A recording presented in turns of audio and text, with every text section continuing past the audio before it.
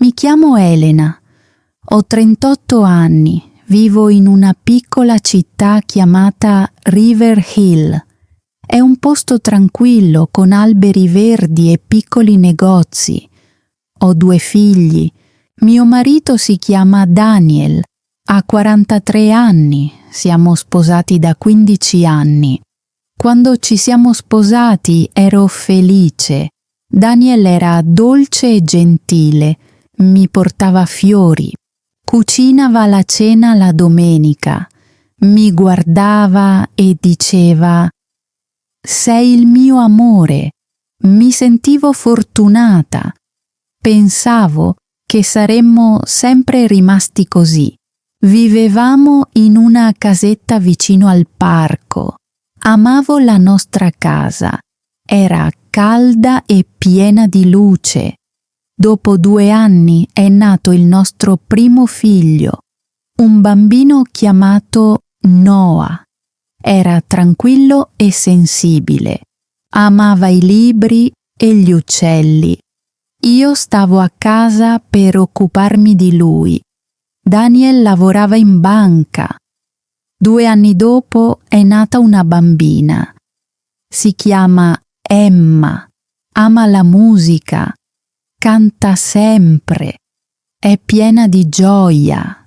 Passavo le mie giornate con i bambini. Cucivo, pulivo e insegnavo loro numeri e parole.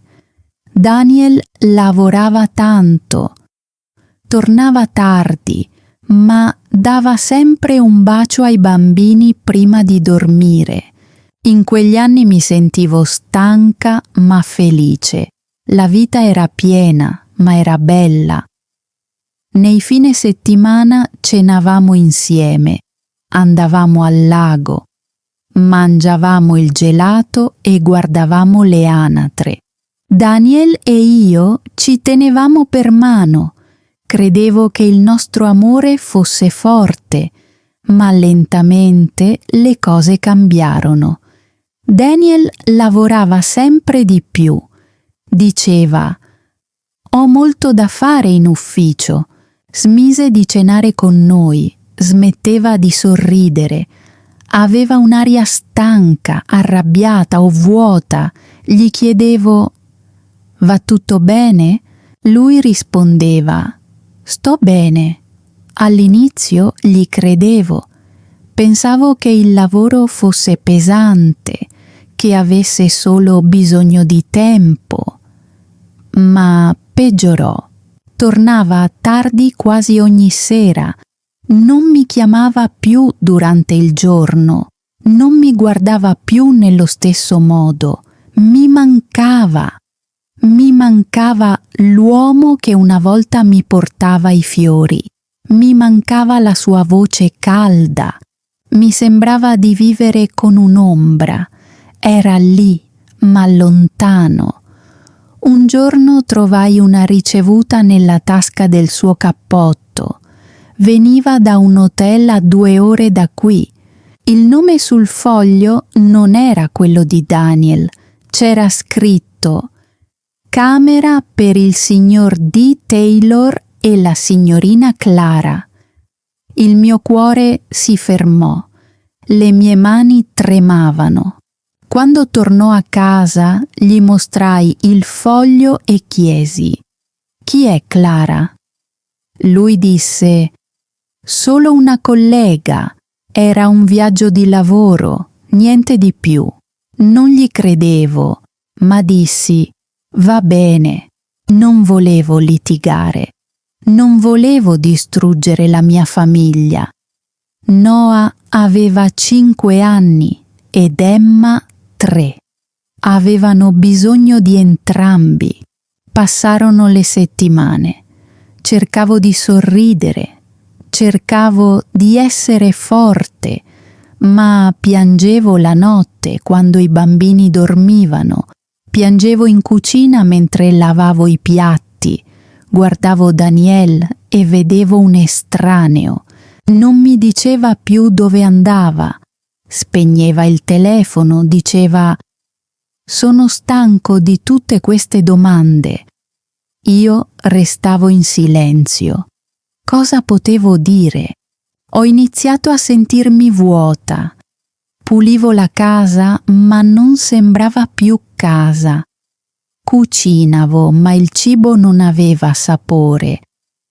Portavo i bambini a scuola e sorridevo agli altri genitori, ma dentro ero spezzata. Un pomeriggio al mercato vidi un uomo del mio passato. Si chiamava Mark. Avevamo frequentato la stessa scuola molti anni fa. Mi sorrise e disse: «Elena, sei tu?» Io sorrisi. «Sì, sono io». Era gentile. Chiese: «Come stai?» Volevo dire: «Sto bene», ma la verità uscì da sola. Dissi: «Non lo so».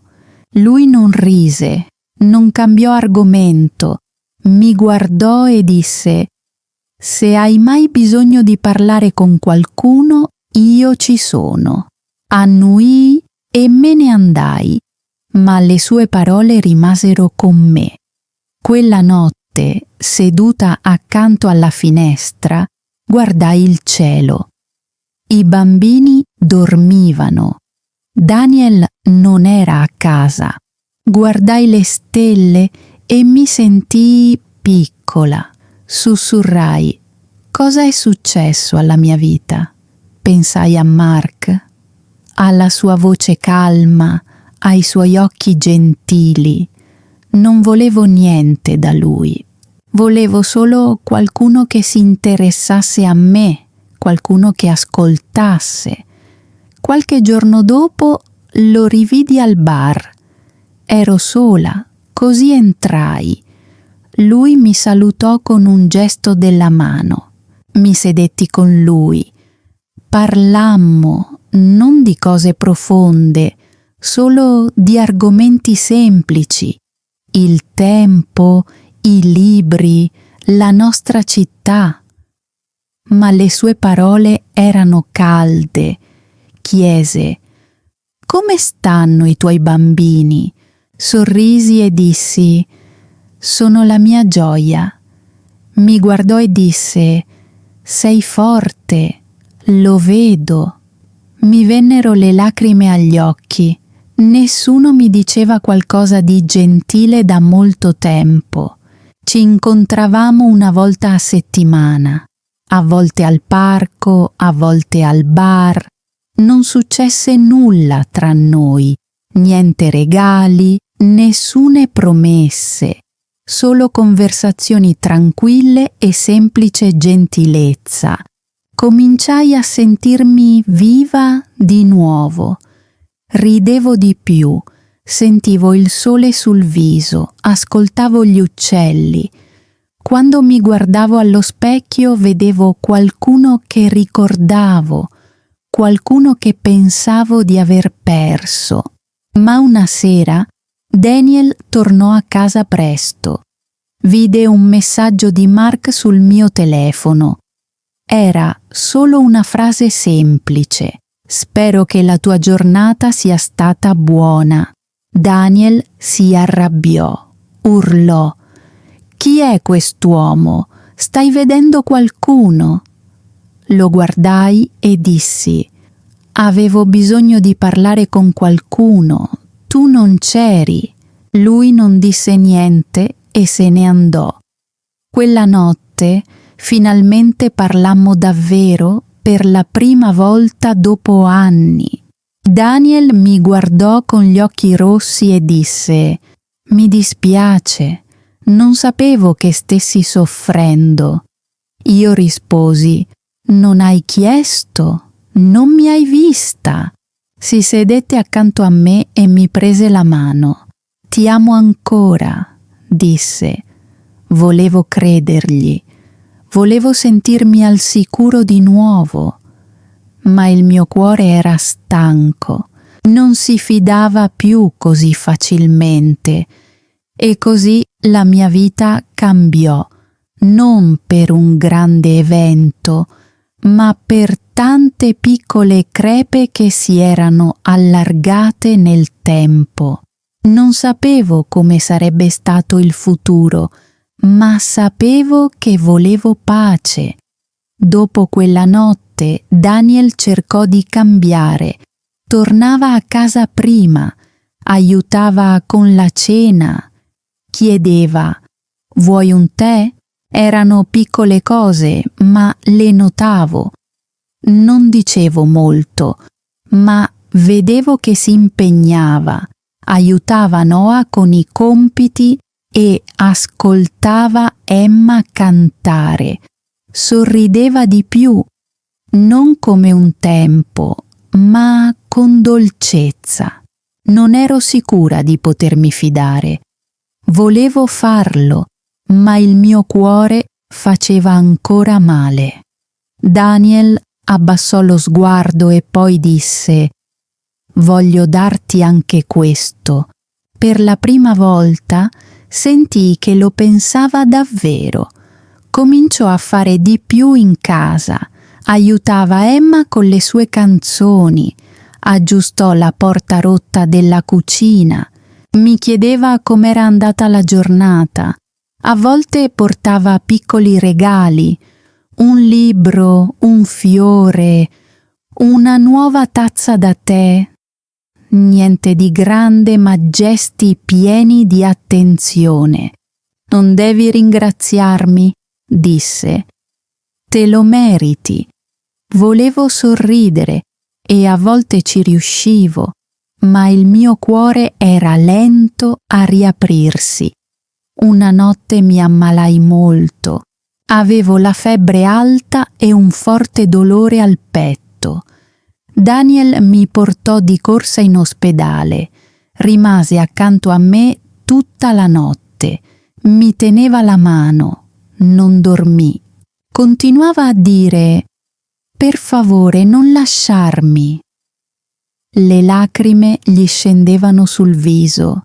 «Ti amo ancora», sussurrò. Chiusi gli occhi.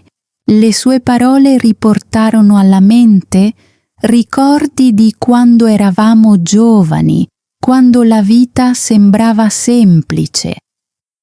La mattina mi sentii meglio.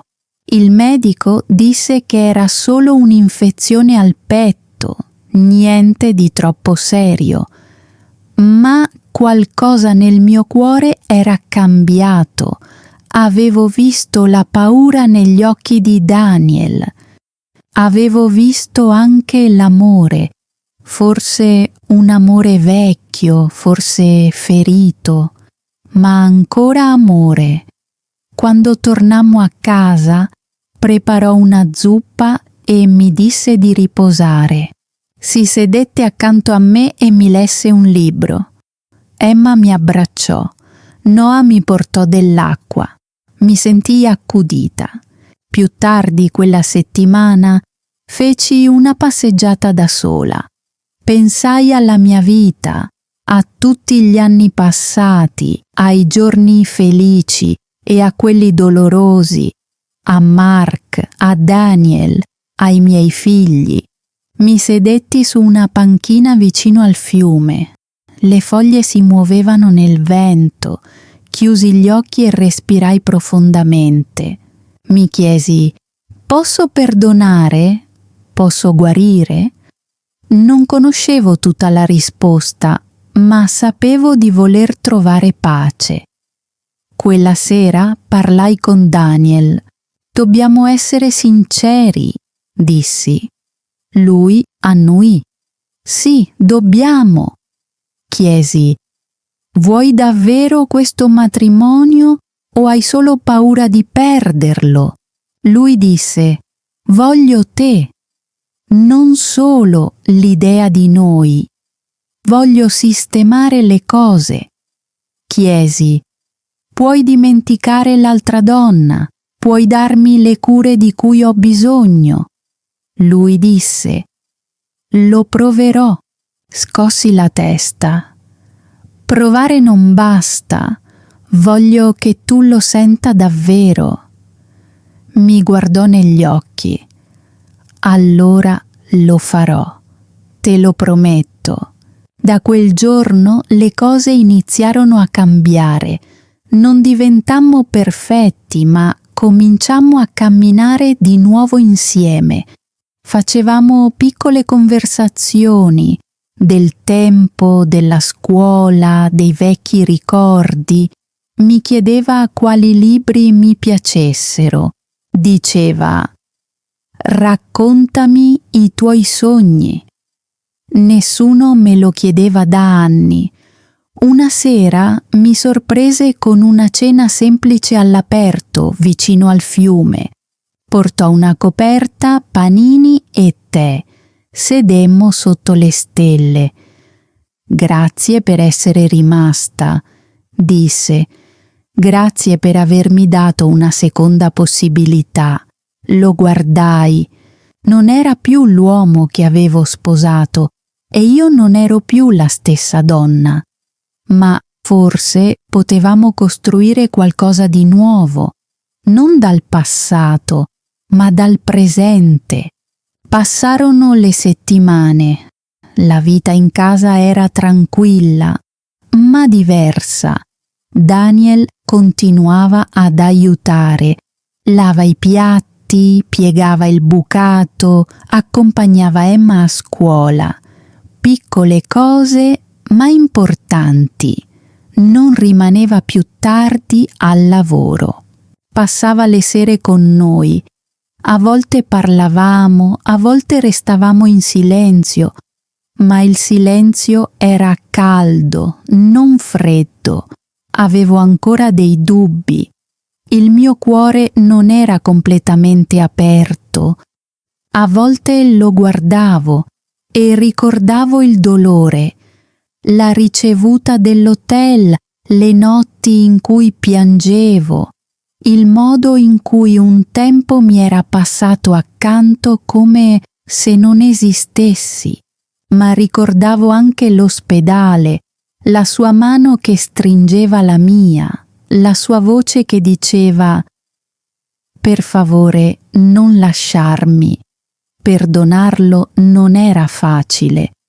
Volevo dimenticare, ma non ci riuscivo.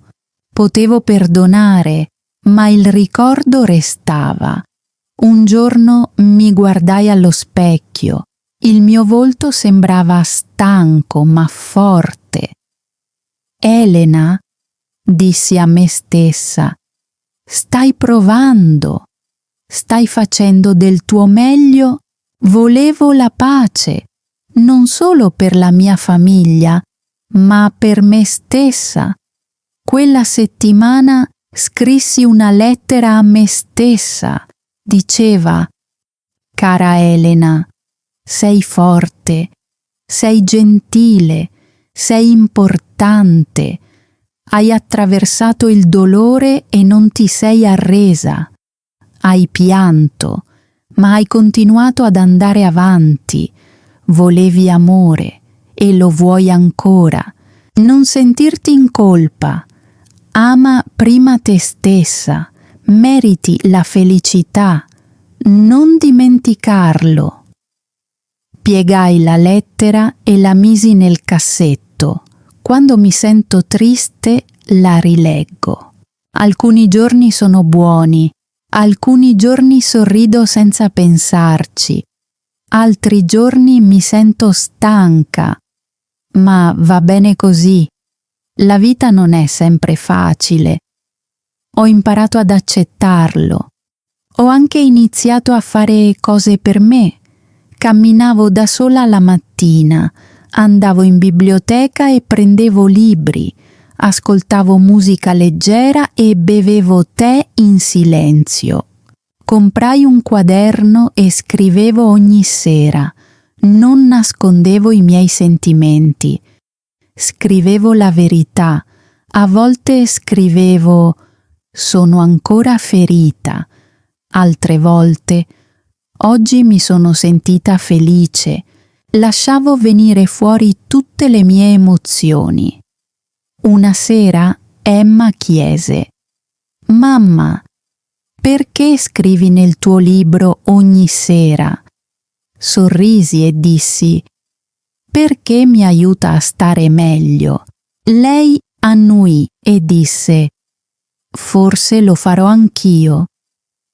Anche Noah cambiò, divenne più aperto, parlava di più con Daniel e nei fine settimana giocavano insieme. Li osservavo e mi sentivo grata. Sapevo che la nostra famiglia si era spezzata una volta, ma forse poteva guarire, non tornando al passato, ma crescendo in qualcosa di nuovo. Una sera Daniel mi portò una piccola scatola. Dentro c'era una collana con un semplice cuore. «Non è per chiedere scusa», disse, «è per dirti grazie per non aver rinunciato a me». Tenei la collana tra le mani e dissi: «Grazie per aver imparato a vedermi di nuovo». La mise delicatamente al mio collo. Quella notte ci sedemmo sul divano con i bambini e guardammo un vecchio film. Emma cantava piano con la musica. Noah rideva nelle scene divertenti. Guardai la mia famiglia e sentii una piccola luce dentro. Non un fuoco forte, ma una luce morbida, calda. Ed era abbastanza. Alcuni giorni pensavo ancora a Mark. Non mi mancava lui come persona. Mi mancava il modo in cui mi aveva fatta sentire vista in un momento in cui mi sentivo invisibile. Ma sapevo di averlo lasciato andare. Apparteneva a un periodo della mia vita in cui ero smarrita. Mi aveva dato gentilezza quando ne avevo bisogno e gliene sarò sempre grata. Ma ora, lentamente e con delicatezza, stavo ritrovando la gentilezza anche nella mia casa. Daniel non era perfetto. Io non ero perfetta, ma stavamo entrambi provando. Un sabato mattina pulimmo la casa insieme. Emma mise la musica e cantammo tutti. Vidi Daniel sorridermi, non con senso di colpa, ma con calore. Più tardi, mentre bevevamo tè in giardino, disse: «So che ti ho ferita. Non ti chiedo di dimenticare, ti chiedo solo una possibilità di costruire qualcosa di nuovo con te. Un giorno alla volta», dissi. Lui annuì. «È abbastanza». E davvero lo era. Adesso non sogno una vita perfetta. Non aspetto fiori o grandi discorsi. Cerco le cose semplici. Una mattina tranquilla, una tazza di tè caldo, le risate dei miei figli, una passeggiata lungo il fiume. So che l'amore non è solo un sentimento. L'amore è cura, l'amore è tempo, l'amore è ascolto, l'amore è rispetto. E so anche questo, sono forte, posso attraversare la tristezza, posso ritrovare la luce, posso fidarmi di me stessa. Il mio cuore sta ancora guarendo, ma non è più spezzato. Vivo un giorno alla volta, cerco di sorridere, cerco di riposare, cerco di essere gentile con gli altri e con me stessa. Se stai leggendo questo e ti senti perso o stanco, ricordalo. Non sei solo, sei più forte di quanto credi e meriti amore. Comincia da te, un piccolo passo, un respiro tranquillo, un giorno alla volta, e forse lentamente la luce tornerà. Se questa storia ti ha toccato il cuore, non dimenticare di mettere like, commentare e condividere. Altre storie emozionanti e motivanti stanno arrivando.